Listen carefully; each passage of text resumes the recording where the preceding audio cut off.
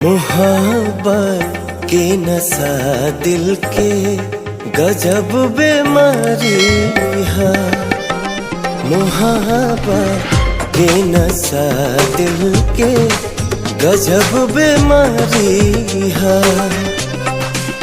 बढ़े रफ्तार में धड़कन कैसन खुमारी है।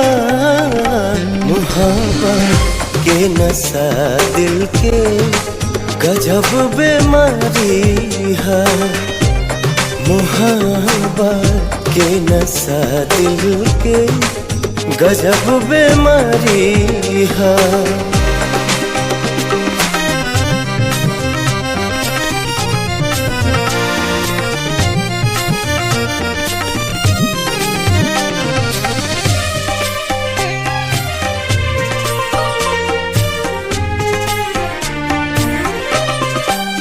कुहू के मन रोवे अखिया हंसी के ओट लेके।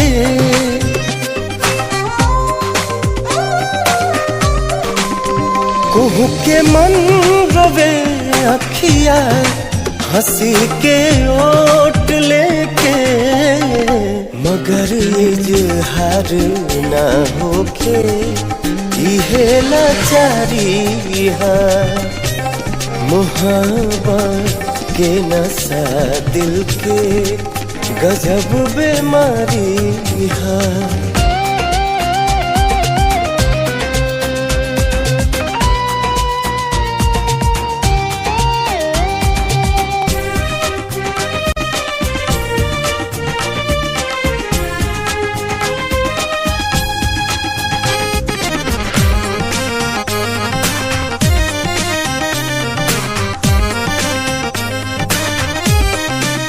हंसा के ये रोबावेला हंसा के जान लेला।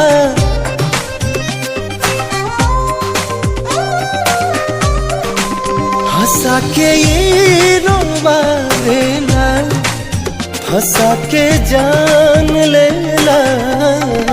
बहुत चालाक कातिल है सातिर शिकारी है।